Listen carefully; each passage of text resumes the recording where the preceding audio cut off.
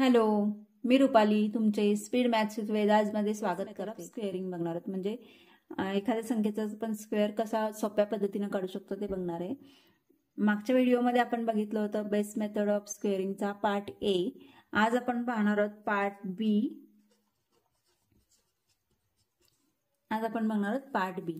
आपण काही उदाहरणं घेऊन आपण समजून घेऊया. आपण एक उदाहरण घेऊ. 98 चा स्क्वेअर काढायचा आपल्याला. तर 98 चा स्क्वेअर करण्यासाठी बेस कोणता नंबर जवळ आहे? बेस नंबर 100 जवळ आहे 98 च्या.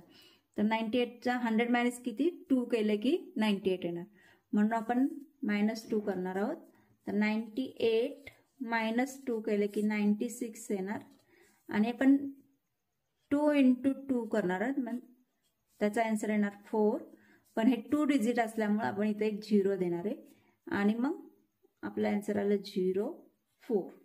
98 चा स्क्वेअर आला 9604.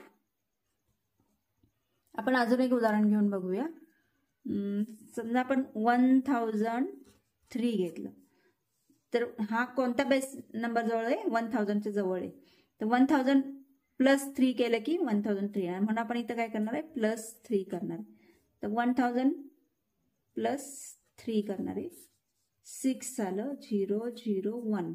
आता 3 × 3 9 येतं, पण आपण इथं 3 झिरोज आहेत 1000 च्या इथं, म्हणून आपण इथं देणार आहोत 3 नंबर, म्हणजे 2 0 येणार. तर आपला आन्सर आलं 0 0 9. तर 1003 चा स्क्वेअर आहे 106,009. बघितलं मित्रांनो, किती सोपं आहे. अशाच नवीन नवीन ट्रिक्स आपण बघणार आहोत, आणि आपण पुढच्या व्हिडिओमध्ये आपण ह्या बेस मेथडचा पार्ट सी बघणार आहोत. तोपर्यंत तुम्ही याची प्रॅक्टिस करा, पार्ट ए ची पण प्रॅक्टिस करा, म्हणजे तुम्हाला स्क्वेअर खूप सोप्या पद्धतीने आणि पटकन काढता येतील.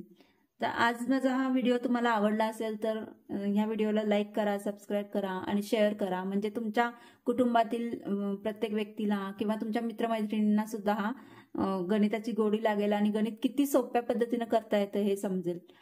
तुम्ही आतापर्यंत माझा हा व्हिडिओ पाहिलात त्याबद्दल धन्यवाद. थँक्यू.